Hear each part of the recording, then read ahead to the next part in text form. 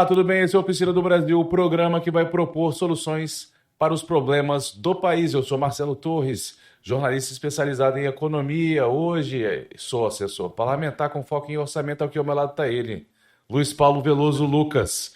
Foi prefeito de Vitória, deputado federal. Falamos diretamente de Vitória. Vamos tratar dos grandes temas nacionais aqui na Oficina do Brasil, porque o país tem conserto. É isso aí, Marcelo. Tem conserto. Às vezes fica parecendo que não tem, né? Que a confusão é muito grande. Mas é assim mesmo, né? Eu sou e continuo sendo otimista. Gosta do programa? Se inscreva aí no canal, dê o seu like, deixe seu comentário, mesmo que seja crítica, porque a gente gosta também. É isso aí. Dê aquela moral para nós. Tratamos aqui dos temas da semana. Vamos lá. Primeiro deles, PEC da blindagem. A Câmara aprovou na terça-feira a chamada PEC da blindagem, que na verdade seria a PEC das prerrogativas dos congressistas. A proposta de emenda à Constituição agora vai para o Senado. Pelo texto, a Câmara ou o Senado tem que autorizar eventuais processos criminais contra seus membros. A votação nesses casos terá que ser secreta, inclusive para casos de flagrantes de crimes inafiançáveis. A proposta também amplia o foro privilegiado para dirigentes partidários, não só para quem tem mandato. Movimentou a semana esse tema aí, hein, Luiz Paulo? É isso aí. E os analistas, Marcelo, se dividem. A maioria absoluta é de indignação com os políticos, com o Congresso, é uma casta, o crime organizado vai tomar conta do Congresso. Crítica pesada. Pesadíssimas, né? A esquerda e a direita se unem para se proteger. É um discurso antipolítico, né? Uma minoria analisa que existe espaço para aperfeiçoar a relação entre o mundo da política e o mundo da justiça. Eu penso dessa maneira. Eu acho que no Brasil tem politização da justiça e tem judicialização da política. Muitas vezes, a luta pelo poder, que é a essência da política, acaba a eleição e continua a briga dentro da justiça, Nos tribunais, né? E isso polui e atrapalha muito o mundo da política, e isso é verdade. Eu não sei se o Congresso terá capacidade de transformar esse limão numa limonada. Ou numa caipirinha. Não sei. O motivo inicial são os 70 parlamentares. Isso, tem um contexto aí. Tem um contexto específico. Investigados pelo Supremo em relação às emendas secretas, né? Esse é um tema, nós já conversamos aqui sobre isso. O sistema orçamentário do Brasil está completamente falido. As emendas passaram a ser a fonte de financiamento número 1 do investimento urbano. Isso aí, tem um contexto. A oposição é a favor da blindagem, porque tem receio de ser processada pelo STF por criticar o governo. O partido do PT apoiou também esse tema aí por temer processos por corrupção. Nos dois casos são gatos escaldados. Pensaram somente neles, né?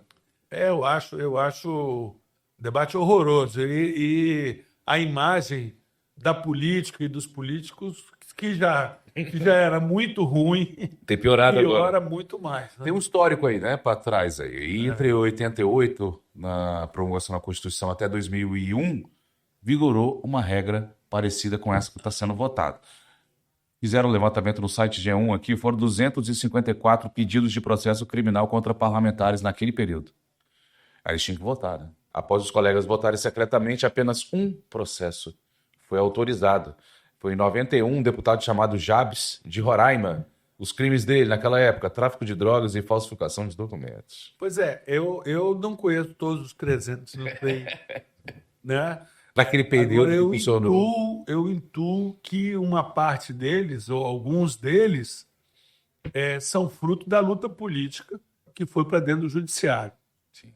Estabelecer esse limite não é trivial e depende de regras, mas depende também do comportamento e do comportamento da opinião pública, né? Porque o pior perdão é aquele perdão que é dado na eleição.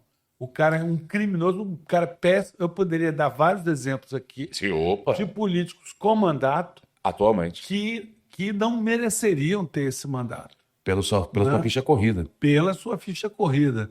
Mas, enfim, nós temos que apostar que o sistema político, baseado no voto livre, no longo prazo, vai aperfeiçoando as instituições. Eu aposto nisso.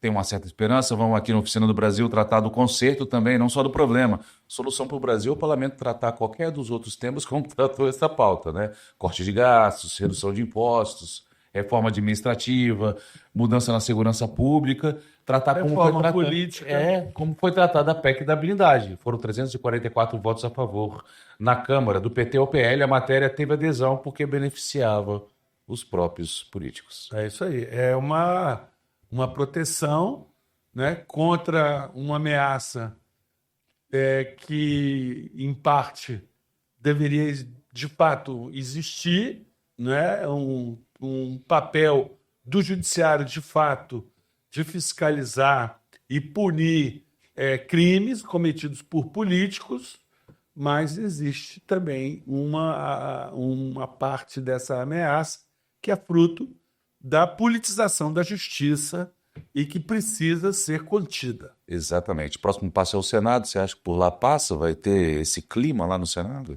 O Senado é menos radicalizado, eu acho. Sim. Vamos ver o que vai acontecer. Vamos para o próximo tema da semana? Vamos lá. PCC ataca a organização criminosa. PCC executou na segunda-feira o ex-chefe da Polícia Civil de São Paulo, Rui Ferraz Fontes. Ele foi fuzilado em Praia Grande, litoral paulista.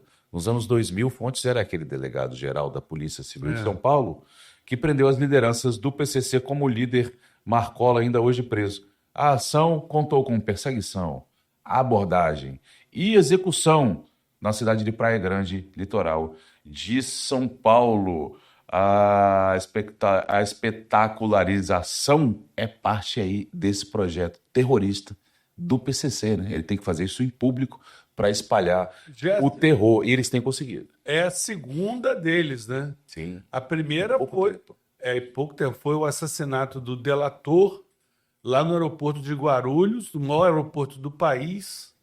Eu passo lá direto, cara. Aquele lugar ali, esse pessoal dando tiro, você lembra? Toda vez que eu passo por ali, Você pensa, eu penso assim, pô, o cara foi assassinado aqui, né?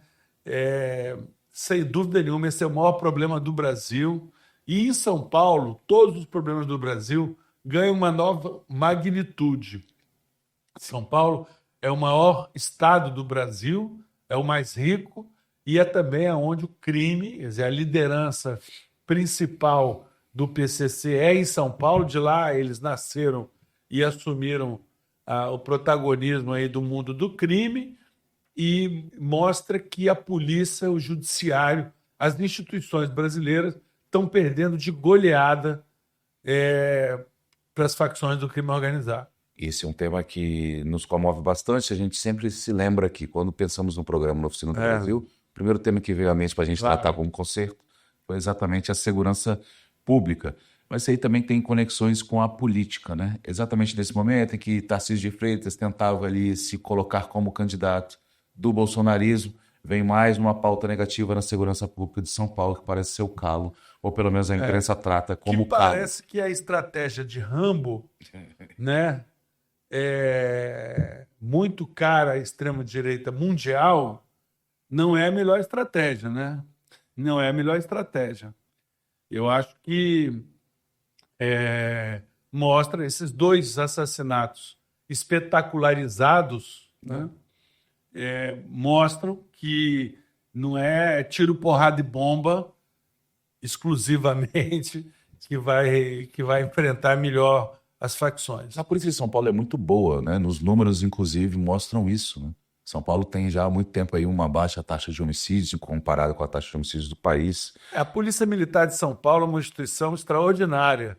Eles têm, inclusive, a formação dos oficiais tem um vestibular, é uma universidade. Dentro da USP. Eles são formados ali dentro do campus. Dentro da USP. Eu estive uma vez lá. Morei lá em São Paulo e de fato, eles ficam lá. Conheci um comandante-geral lá, um homem com doutorado, né, um cara de intelectual que não andava armado, assim, realmente estudioso. Eu tenho muita admiração. E muita gente aqui do Espírito Santo amigos nossos. O coronel Luiz Sérgio Auric, que foi quem me ensinou um pouco que eu sei sobre esse assunto, me levou lá, ele estudou lá na Ele é paulista. universidade. Ele estudou lá, ele é de Colatina, na Ah, verdade. é de Colatina, Maurício. É, Mas ele passou um tempo lá, né? passou, ele estudou lá. Ele estudou lá. E na época aí, eu estava disputando a eleição para governador em 2010, nós estivemos lá para ver as melhores práticas e as coisas que a gente podia trazer para o Espírito Santo. Outra parte do contexto é que o mundo inteiro enxerga um grupo como esse do PCC como terrorista, né? Alguém que toma atitudes assim para espetacularizar e espalhar o terror. Só o governo do PT que não, né? Em junho, até o Itamaraty atuou para não enquadrar o PCC como grupo terrorista. Você lembra dessa passagem? Essa semana na Assembleia Legislativa teve uma palestra do juiz Carlos Eduardo Lemos. Ele lançava um livro e ele deu a seguinte declaração: o mundo inteiro já enxergou que quando essas facções fazem ações como queima de ônibus, toque de recolher em comunidades, eles fecham comércio, matam autoridades em qualquer lugar do mundo, isso é terrorismo. Aqui é mais um dia comum. Nós nos acostumamos com isso, né? Carlos Eduardo está coberto de razão, na Exatamente. minha opinião. Vamos tratar do conceito aqui na Oficina do Brasil, tratar esses grupos aí como PCC e como Olho Vermelho como terroristas, né? Mas o ponto central é que nós já conversamos sobre isso aqui, é a implantação do Sistema Único de Segurança Pública, o SUSP, né?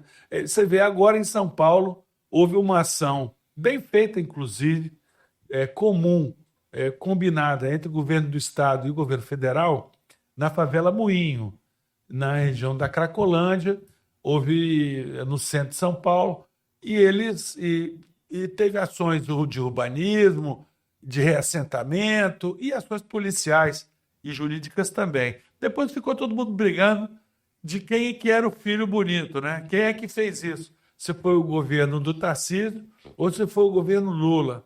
Então, esse tipo de coisa que atrapalha a ação, né? Nós precisamos de trabalhar de forma articulada, harmônica, com a mesma base de dados, informacional, né? Para poder enfrentar essa realidade. Exato, porque a oficina é do Brasil. Eu colocaria também ampliar as penas para menores de idade, exigir o cumprimento da pena integral daquela Concordo, detentiva, né? esse é o cardápio. E usar dados para atuação policial integrada com ações de urbanismo. O Espírito Santo é um exemplo nisso. É isso aí. Vamos para a próxima notícia aqui, a terceira do dia, tarifaço no Espírito Santo. Chegou aqui, Luiz Paulo. No ano até agosto, as exportações do agro capixaba recuaram 1,6%. Foram para 2 bilhões 140 milhões de dólares. O café representou metade desse valor. Um fenômeno, né? O tarifaço já atingiu aqui o estado em agosto.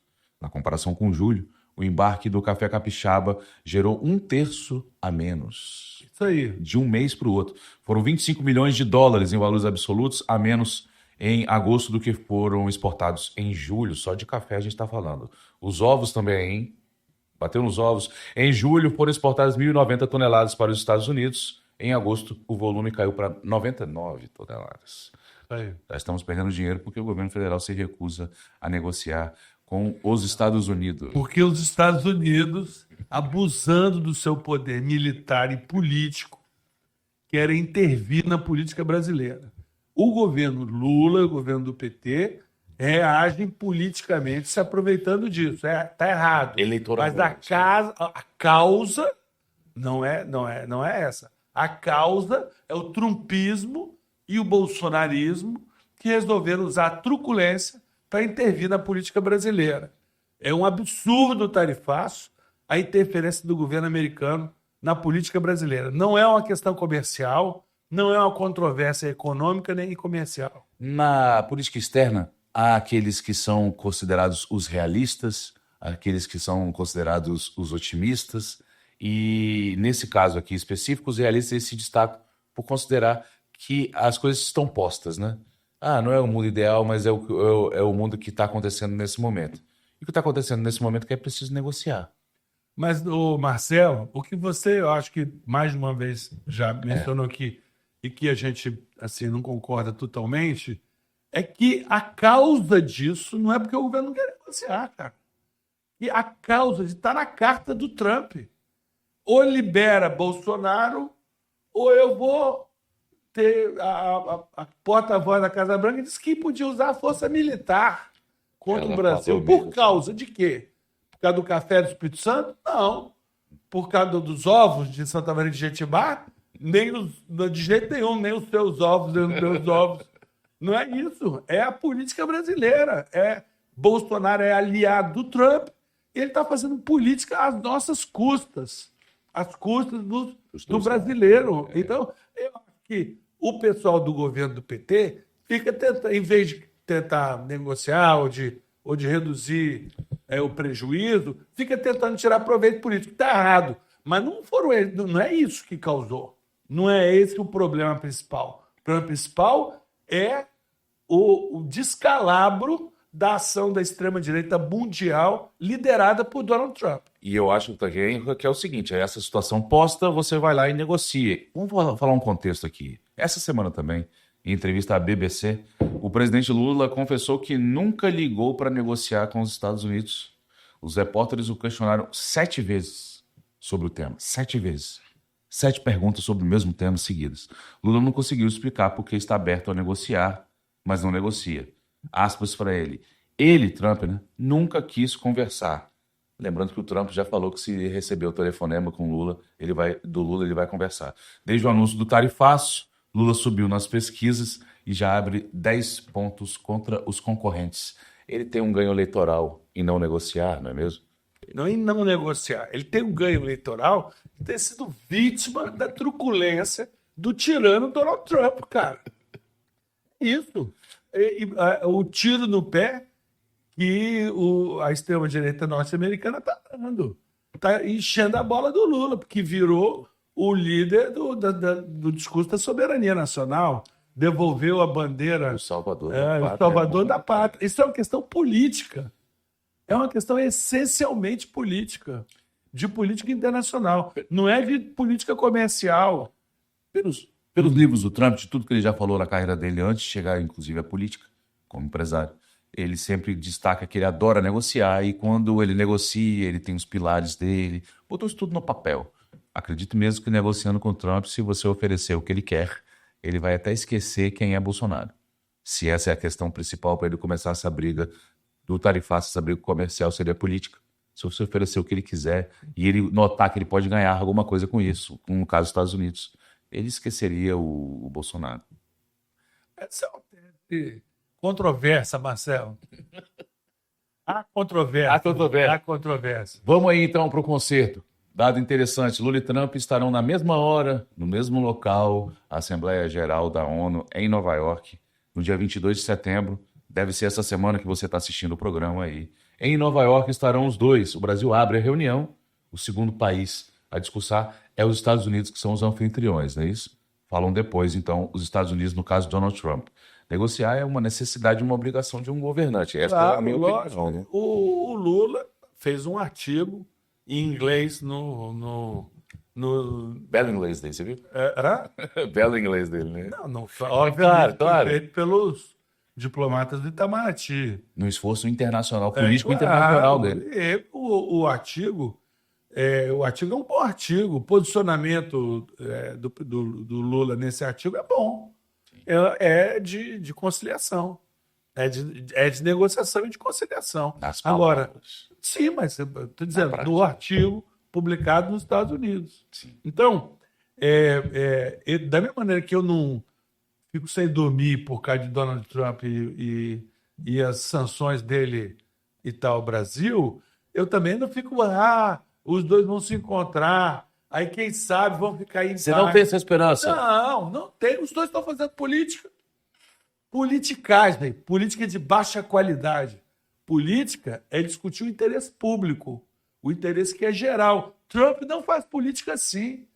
Trump faz uma política truculenta, pensando no interesse dele, da turminha dele, da ultra-esquerda mundial, em cada lugar do Brasil. Os Estados Unidos sempre fez isso ou não? Não, dessa maneira não, de jeito nenhum.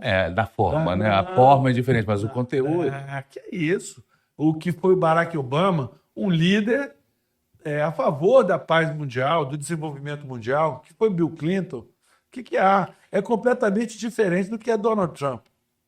Barack Obama começou guerras, né? Tudo bem, cara, mas ele, como líder político, No discurso, para mim é uma questão da forma. A política é discurso. Claro. Começa no discurso, né? Termina nos mísseis, mas começa no discurso. Quando ela falha, vira guerra, é isso. Depois tem que chamar Porta-vivas. tem que chamar a quinta Brigada de Cavalaria. Olha, negociar uma necessidade é uma obrigação de um governante. Essas exportações do Espírito Santo mostram a realidade. Estamos perdendo dinheiro por conta aí desse cálculo político do Lula. Você não tem esperança, então, que semana que vem, não vai ser na semana ONU, que vem, eles vão conversar? Não vão conversar. Acho que isso é uma bobagem. E eu acho que o café brasileiro e os ovos, o café capixaba e os ovos do Espírito Santo vão recuperar sua posição no mercado, porque nós somos competitivos. O Espírito Santo, a economia do Espírito Santo precisa de um ambiente que valorize a eficiência e a competitividade. Porque nós somos competitivos e somos eficientes. E nossos produtos são bons. Então nós não temos que ter medo nesse Se aquele mercado fechou, encontraremos fechou outros. ali, encontraremos outros. Eles vão recuar disso ou não vão. Isso vai acontecer. O caminho da economia, na economia, os interesses falam mais alto e é sempre bom que haja um acordo, né? Só na política mal feita é que existem controvérsias e que podem ser levadas a guerras. Sim. Tá certo? Vai ver se foi por causa de algum assunto econômico. Não. Na economia, no comércio, as pessoas chegam num acordo. Na política, que é a luta pelo poder. O caminho econômico que o Trump escolheu nunca deu certo, né? Nunca. Criar barreira. Inclusive, não deu certo. Sempre gera pobreza. Nos negócios dele. Sim. Ele não é um empresário bem-sucedido. Ele é um empresário Bem truculento. articulado. Ele é um empresário truculento, que deu errado em um monte de coisa que ele fez. Em outras deu certo. Próximo quadro aqui, elevador. Toda oficina tem um elevador. Vai ser polêmica essa semana. Quem subiu essa semana foi o Poder Legislativo. Oh, meu Deus. Olha só, repare, isso não é elogio, hein? É só o resultado das votações com o Congresso finalmente, a Câmara, no caso, finalmente saindo da letargia, colocando para votar pautas que são polêmicas, mas pelo menos começaram a trabalhar de novo. Já falamos da PEC da blindagem, com votos do PT ao PL a favor dessa PEC aí, mas também foi votada a urgência para o projeto de lei da anistia. Foram 311 votos a favor dessa urgência. Não precisa, portanto, agora passar pelas comissões. Vai direto para o plenário, quando o presidente da Câmara pautar essa matéria, que paralisa o país, né, de certa forma. Né? Eu acho que no noticiário a gente pode notar... A primeira coisa que o relator, Paulinho da Força, né, presidente do Solidariedade, já disse que ele não vai chamar de PEC da anistia. Ele vai chamar de PEC da dosimetria. Ô, louco, não vai pegar nunca. Entendeu? Porque o negócio dele ali não é perdoar todo mundo. Não é isso. É, quem sabe, passar o Bolsonaro para prisão domiciliar, reduzir a pena, Calibrar fazer uma distinção, calibrar. Essa tal de dosimetria é calibrar as penas. O brasileiro não quer perdoar todo mundo. Sabe que houve tentativa de golpe, sabe que o 8 de janeiro foi uma tentativa de criar um ambiente de caos para justificar a intervenção militar e quer que os punidos os responsáveis sejam punidos. Agora, teve gente que estava lá de massa de manobra, que tal, não deve pegar uma pena de 17, não sei quantos 20 anos. Então, o que o Congresso deve fazer, e eu acho que Paulinho da Força, pelo menos o que eu vi no jornal Globo, é a foto dele com Michel Temer e Aécio Neves. Né? Sentados ao sofá conversando sobre esse tema. Sobre esse tema com o Hugo Mota, na televisão remoto, eles conversando sobre isso, falando da pacificação.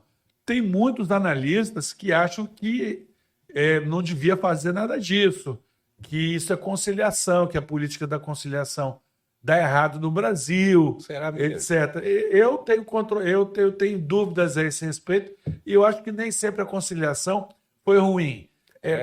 O artigo do Luiz Carlos Azevedo, no Correio Brasiliense, menciona que a aliança do PSDB com o PFL Luiz Eduardo Magalhães, Governo Antônio Fernando Carlos, Henrique, isso. governo Fernando Henrique, viabilizou o Plano Real e as privatizações.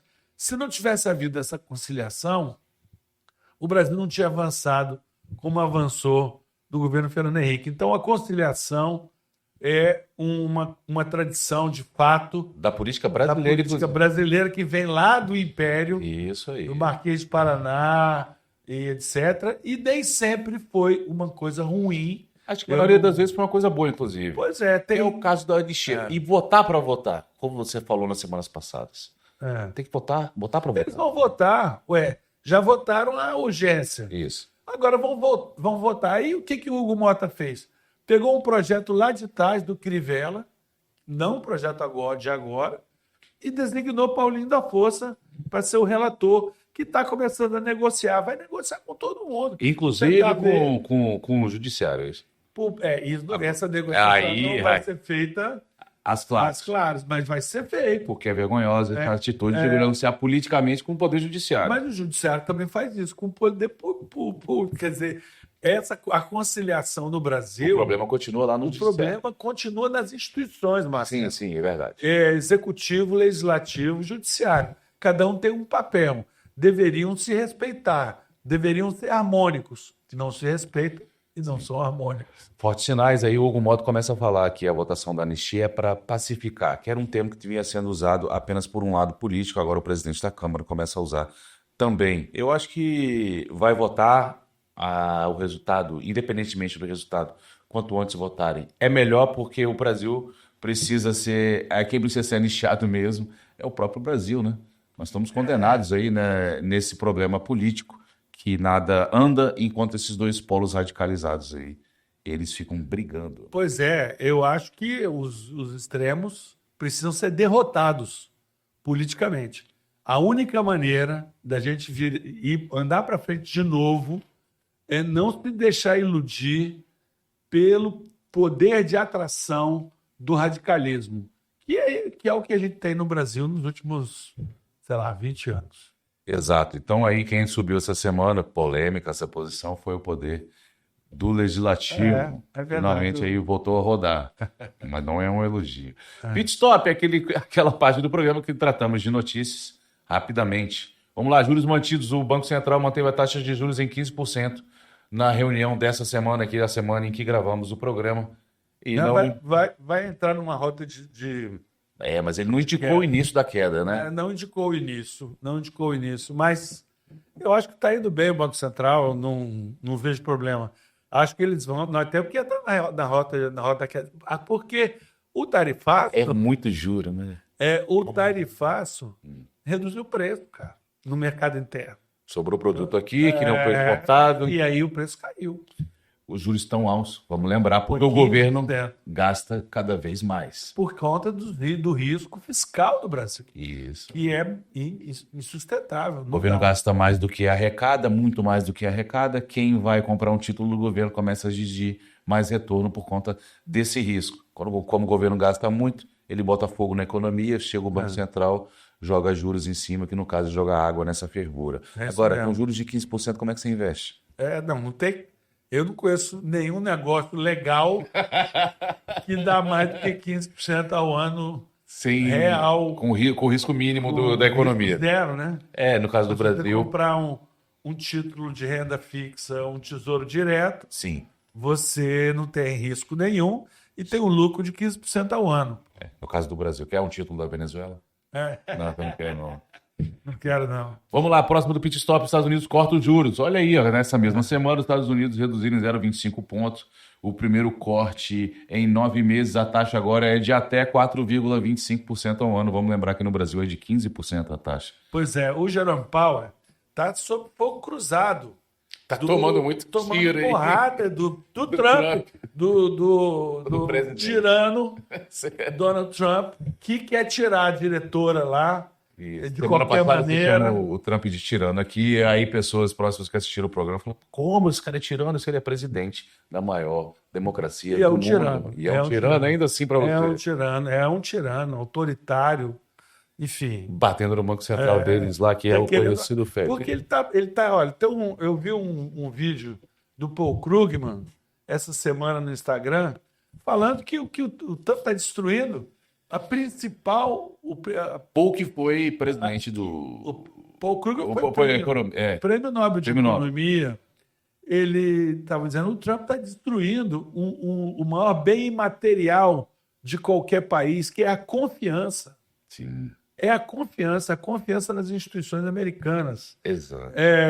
Então, a decadência será consequência da perda de confiança do Donald Trump. Mais duas notícias aqui no Pit Stop. A COP esvaziada. Os CEOs de grandes empresas vão tratar de meio ambiente fora da COP de Belém, a COP 30 em Belém, que acontece em novembro. Uma semana antes dessa cúpula do clima, eles vão se reunir em São Paulo. O governo escolheu a sede errada, eu acho, hein?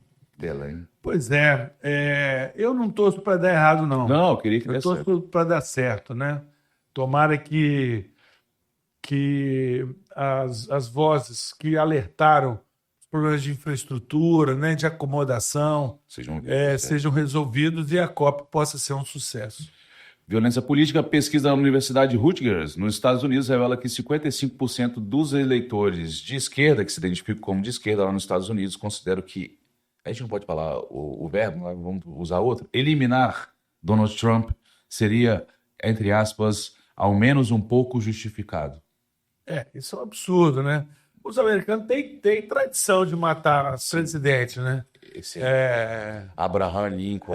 Thomas John Kennedy. Não é o próprio... Não é o atacante do Fluminense, não. Não. Foi o presidente. John Kennedy, presidente dos Estados Unidos. Teve outro atentado que tornou o Sebastião Salgado fotógrafo famoso. Ele estava lá. Teve atentado contra o Ronald Reagan. O Ronald Reagan, década de 80.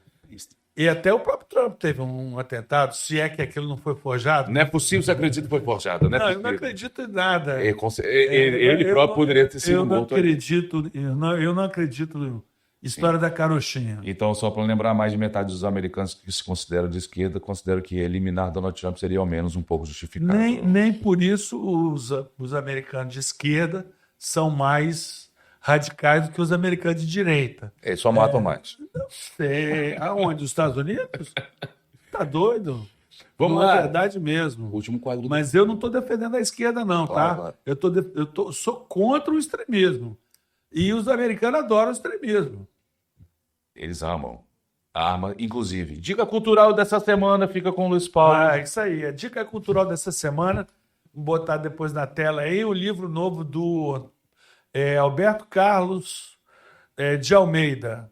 Ele é cientista político, um dos melhores do Brasil, é meu amigo. Cabeça do brasileiro. Há 20 anos atrás ele escreveu um livro excelente chamado A Cabeça do Brasileiro.